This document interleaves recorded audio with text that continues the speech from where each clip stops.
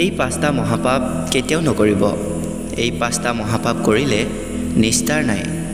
নৰকত চৰম শাস্তি ভুগিব লাগে এইসকল লোকে। কিন্তু এই পাঁচটা মহাপাপ কি জানো আহকচোন। নমস্কাৰ, মই বাস্তৱনাথ আৰু আপোনালোক সকলোকে আমাৰ UB মটিভেশ্যন অসমৰ অন্য এটি ভিডিঅ'ৰ মাজলৈ স্বাগতম জনাইছোঁ। সনাতন ধৰ্মত মৃত্যুৰ পাছত স্বৰ্গ আৰু নৰকৰ অস্তিত্বৰ কথা কোৱা হয়। প্ৰত্যেক মানুহেই জীৱনকালতেই হওক বা মৃত্যুৰ পাছতেই হওক নিজৰ কৰ্মৰ ফল ভোগ কৰে। জীৱনকালত যদি ভাল কাম কৰে তেন্তে মৃত্যুৰ পাছত স্বৰ্গ সুখ লাভ কৰে বুলি কোৱা হয়, আৰু জীৱনকালত যদি বেয়া কাম কৰে তেন্তে মৃত্যুৰ পাছত নৰকলৈ যায় বুলি বিশ্বাস কৰা হয়।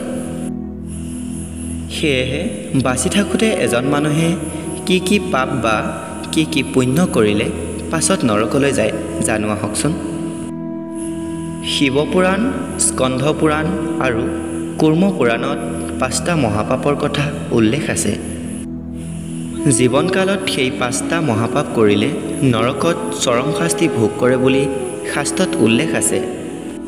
সেই পাপৰ প্ৰথমটো পাপ হৈছে জীৱ হত্যা। মাতৃগৰ্ভত জীৱ হত্যা কৰা মহাপাপ বুলি হিন্দু শাস্ত্ৰই কয়। সেয়েহে ভুলতো সেই কাম কৰিব নালাগে। এই পাপৰ শাস্তি অতি ভয়ানক হয়। কেৱল মৃত্যুৰ পাছতেই নৰকলৈ যায় তেনে নহয়। জীৱ হত্যাৰ শাস্তি হিচাপে জীৱনকালতেই যান্ত্ৰণা ভোগ কৰিব লগা হয়। অপৰিচিত ব্যক্তিৰ সৈতে সহবাস। শাস্ত্ৰই কয় যে অপৰিচিত কোনো ব্যক্তিৰ সৈতে সহবাস কৰাটো মহাপাপ।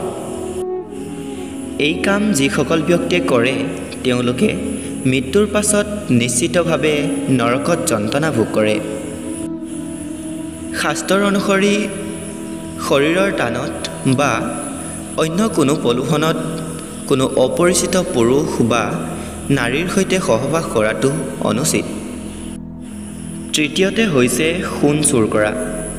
শাস্ত্ৰ অনুসৰি কাৰোবাৰ সোণ চুৰ কৰাটো মহাপাপ, কাৰণ সোণক লক্ষ্মী হিচাপে ধৰা হয়। এই পাপৰ চৰম শাস্তি অৱশ্যে নৰকত পায়েই। চতুৰ্থতে হৈছে ঘৰ ভঙা। কাৰোবাৰ ঘৰ ভঙা অত্যন্ত গহিত কাম। মৃত্যুৰ পাছত এই পাপৰ শাস্তি সকলোৱে ভোগ কৰে। ইচ্ছা কৰি কাৰোবাৰ ঘৰত কাজিয়া লগোৱা অনুচিত। কাৰোবাৰ ঘৰত অশান্তিৰ পৰিৱেশ সৃষ্টি কৰাটো মহাপাপ। কাৰোবাৰ সংসাৰ নষ্ট কৰি দিলে মৃত্যুৰ পাছত নিজৰ কৰ্মফল হিচাপে নৰক যন্ত্ৰণা লাভ কৰিব।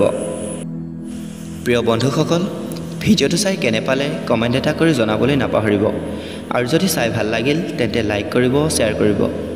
এতিয়ালৈ যদি চেনেলটো ছাবস্ক্ৰাইব কৰা নাই তেন্তে অনুগ্ৰহ কৰি চেনেলটো ছাবস্ক্ৰাইব কৰি ল'ব। ধন্যবাদ।